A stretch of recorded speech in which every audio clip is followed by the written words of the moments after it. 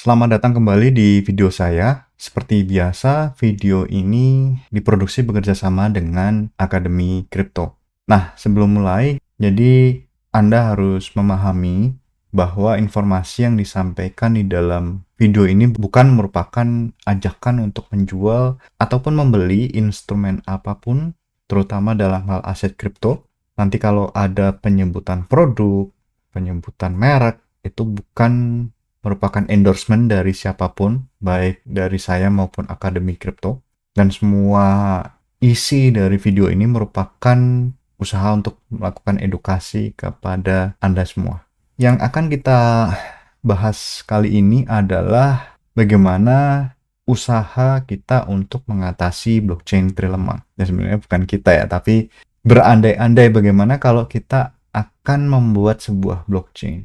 Karena di video sebelumnya saya sudah sampaikan, kita sudah belajar apa itu blockchain trilemma gitu ya. Kalau kita kembali lagi, kita mengingat lagi, jadi dalam blockchain itu ada 3 persyaratan yang membatasi desain sebuah blockchain, yang membatasi fitur-fitur yang bisa disematkan di dalam sebuah blockchain.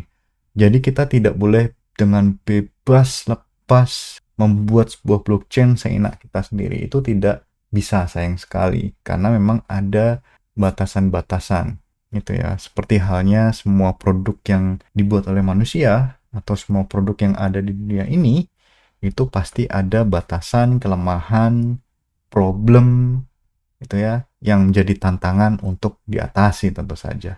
Nah, persyaratan atau fitur-fitur atau batasan-batasan ini, terutama yang ada di dalam blockchain, itu disebut dengan blockchain trilemma atau trilemma saja. Nah, ini adalah segitiga blockchain trilemma yang tentu saja terdiri atas 3 komponen ya. Jadi setiap sudut ada komponennya. Yang pertama adalah security atau keamanan. Yang kedua adalah decentralization atau desentralisasi.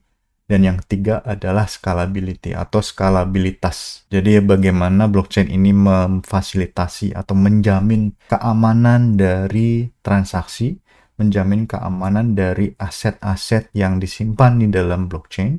Kemudian bagaimana blockchain ini menjamin atau memberikan fitur desentralisasi.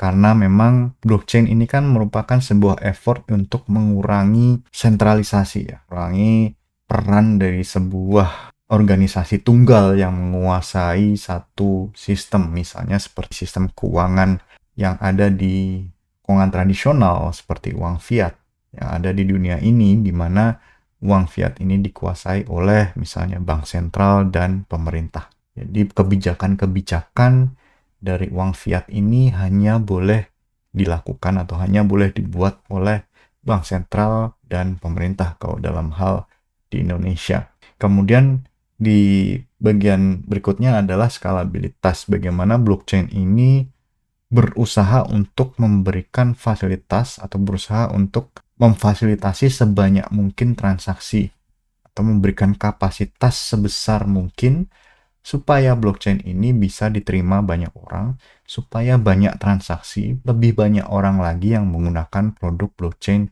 tersebut. Nah, itu yang disebut dengan scalability atau skalabilitas. Bagaimana dia bisa menambah kapasitas gitu ya, kapasitas jaringan, kapasitas penyimpanan, kapasitas eksekusi dari sebuah blockchain. Seperti sudah disampaikan juga di video sebelumnya, bahwa di dalam blockchain trilemma ini yang bisa difokuskan itu hanya 2 dari 3 fitur yang tersedia. Jadi pilihannya, karena kita tahu bahwa security itu adalah hal yang mutlak untuk kesuksesan sebuah blockchain, itu harus ada keamanan gitu ya. Kita harus mendapatkan jaminan keamanan agar semua orang itu tertarik atau agar semua orang itu merasa nyaman dalam menggunakan sebuah sistem blockchain. Kemudian pilihannya apakah security dan decentralization atau desentralisasi, atau security dan scalability atau skalabilitas. Jadi kalau ada satu blockchain yang memilih desentralisasi dan scalability, tetapi mengabaikan security, nah itu harus dihindari. Kenapa? Karena artinya aset yang Anda miliki di dalam blockchain itu tidak pernah dijamin Nah, itu jadi masalah besar ya kan. Nah, kita akan melihat satu opsi dulu ya, yaitu security dan decentralization. Nah, kalau Anda memilih security dan decentralization, itu artinya yang dikompromikan adalah scalability. Artinya satu produk ini memang tidak punya kapasitas yang terlalu besar gitu ya. Jadi kapasitasnya rendah sekali. Kalau misalnya Anda mau mencapai desentralisasi yang sebesar-besarnya dengan derajat yang paling tinggi, ya itu artinya kapasitasnya rendah. Contoh gampangnya kalau di dunia ini adalah misalnya pada saat Indonesia ini mau melakukan pemilihan umum atau pemilu. Jadi di dalam pemilu ini tujuannya adalah desentralisasi, artinya setiap warga negara harus punya hak untuk memilih. Artinya apa? Artinya logistik itu harus disiapkan, ya kan? Tidak hanya di ibu kota, tidak hanya di ibu kota provinsi, tidak hanya di kota-kota besar, tapi juga sampai ke desa-desa, ke kabupaten-kabupaten, bahkan sampai ke pegunungan, pelosok, lereng, dan lembah. Itu harus dicapai.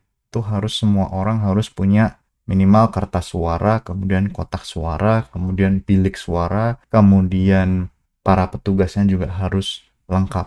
Nah, artinya kan kapasitasnya sangat rendah. Indonesia hanya bisa melakukan pemilu setiap 5 tahun sekali. Bagaimana jadinya kalau pemilu dilakukan misalnya setiap bulan atau bahkan setiap minggu atau setiap hari? Berapa jumlah dana yang harus disiapkan? Karena setiap kali pemilu, dana yang keluar itu lebih dari 1 triliun rupiah. Bisa 2, 3, 4 triliun. Seperti itu. Nah, kita juga lihat di contohnya, di blockchain. Itu contohnya adalah Bitcoin. Bitcoin punya layer atau level desentralisasi yang sangat tinggi kalau saya boleh bilang. Tidak hanya dihitung dari level konsensusnya, metode konsensusnya, akan tetapi juga dari misalnya kemungkinan setiap orang untuk berpartisipasi dalam hal misalnya menjalankan sebuah node. Gitu ya, karena sudah saya bahas di video sebelumnya bahwa Bitcoin itu hanya ukuran bloknya hanya 1 megabyte, itu pun diciptakan setiap 10 menit. Asumsinya adalah setiap orang di dunia ini meskipun jaringan internetnya jelek, sinyalnya jelek, tetapi setidaknya masih bisa mendownload 1 megabyte per 10 menit. Asumsinya si Satoshi seperti itu dulu. Kalau sekarang mungkin ya setidaknya di ibu kota kabupaten sudah bisa ya sekian megabit per detik, sorry. Gitu. Jadi kalau misalnya kita melihat Bitcoin, tentu saja ada usaha-usaha untuk mengatasi permasalahan yang ada di dalam Bitcoin tentu saja. Karena si para pengembang dan mereka-mereka yang punya andil atau punya apa ya, misalnya Anda punya 1 juta Bitcoin, tentu saja Anda pingin lebih banyak orang berpartisipasi atau lebih banyak orang menggunakan Bitcoin, ya kan. Artinya Anda sebagai seorang stakeholder yang signifikan di dalam ekosistem Bitcoin. Atau Anda seorang Bitcoin developer, itu Anda ingin produk Anda ini jadi lebih baik. Gimana caranya? Misalnya kalau di Bitcoin ada Lightning Network sebagai layer 2-nya dari jaringan Bitcoin. Jadi nanti Bitcoin jadi layer 1, Lightning Network jadi layer 2. Nah, permasalahannya adalah ketika kita meningkatkan skalabilitas. Jadi di Lightning Network itu ada komponen-komponen yang memang harus sentralistik. Yaitu tadi, kalau Anda mengorbankan kapasitas, scalability, itu Anda mendapatkan desentralisasi yang bagus. Tapi kalau Anda meningkatkan kapasitas, desentralisasinya harus berkurang. Itu yang terjadi di Lightning Network. Memang masalah-masalah yang ada di Lightning Network itu beberapa di antaranya memang berhubungan dengan sentralisasi, kemudian memang ada lagi dari masalah soal bagaimana data ini bisa terlihat dan macam-macam. Nah, itu yang terjadi di Bitcoin. Kemudian kalau kita lihat di opsi berikutnya, yaitu pemilihan security dan scalability, gitu ya. Nah, kalau Anda memilih security dan scalability untuk produk blockchain Anda, itu Anda akan mendapatkan tipe blockchain dengan kecepatan tinggi atau TPS-nya besar, transaksi per detiknya besar. Misalnya puluhan ribu transaksi per detik. Bandingkan kalau Bitcoin itu hanya 7 transaksi per detik. Atau Ethereum zaman dulu itu 15 transaksi per detik. Kalau sekarang mungkin sudah bertambah sekian gitu ya. Tapi tetap belum signifikan karena kita lihat nanti ada layer 2 juga di Ethereum.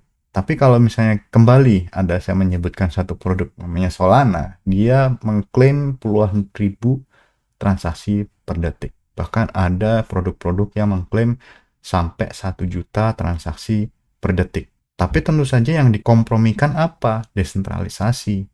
Gitu ya. Misalnya untuk menjalankan sebuah node dari blockchain yang kecepatan tinggi tadi itu harus punya hardware berlevel enterprise atau enterprise grade hardware yang harga sewanya sampai ribuan dolar per tahun.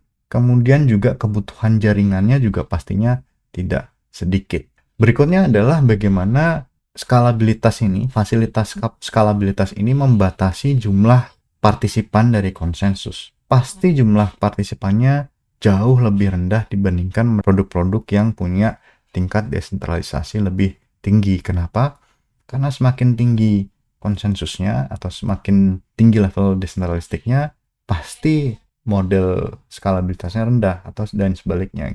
Kemudian juga kalau misalnya jumlah partisipan konsensusnya rendah, pasti jumlah depositnya itu pasti tinggi gitu ya. Kemudian ada juga sebenarnya usaha untuk meningkatkan desentralisasi di produk-produk berkecepatan tinggi ini.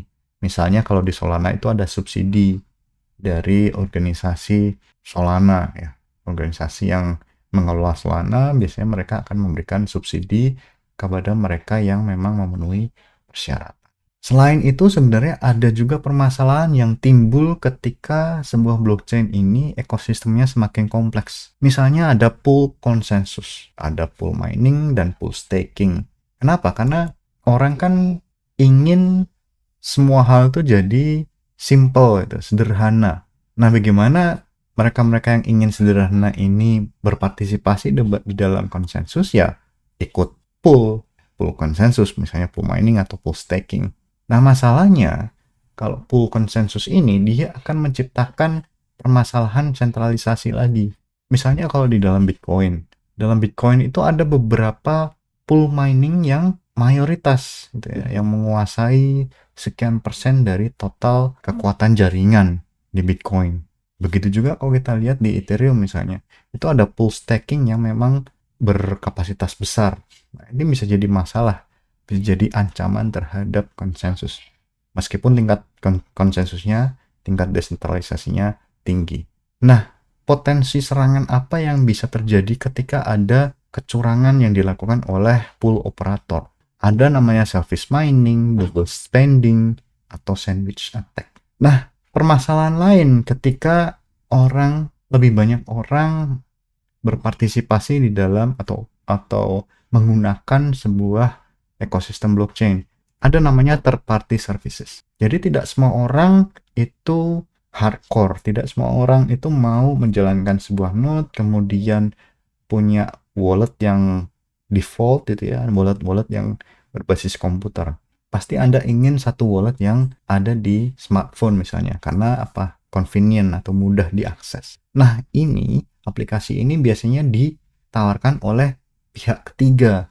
Nah, masalahnya adalah pihak ketiga ini bisa menyebabkan sentralisasi. Misalnya yang tadi saya sampaikan ada wallet services, kemudian penyedia data secara online, on-chain.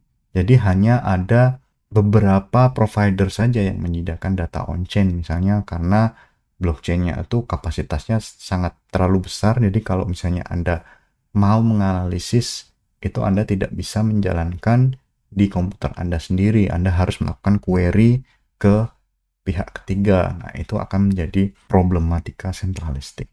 Kemudian ada on-ramp dan off-ramp services. Misalnya Anda mau membeli atau menjual aset kripto itu harus menggunakan misalnya exchange yang sentralistik. Kemudian mengakses account bank dan sebagainya. Nah, itu juga menyebabkan sentralisasi dan problematika yang muncul, baru yang muncul. Nah, kalau kita bisa simpulkan dari pembahasan kita yang sudah kita lakukan, blockchain itu untuk modern, dunia modern sekarang itu merupakan ekosistem yang kompleks, yang complicated. Jadi tidak hanya aplikasi dasar, tidak hanya protokol, tetapi juga secara ekosistem, karena penggunanya juga makin kompleks, kebutuhan makin banyak, itu jadi banyak hal yang harus diperhatikan. Tidak hanya blockchain trilema saja yang harus diselesaikan, tetapi ketika seseorang ini mau menyelesaikan blockchain trilema, ketika blockchain ini berkembang, ternyata permasalahan lain itu muncul. Yang kita bahas tadi seperti full consensus dan third party services.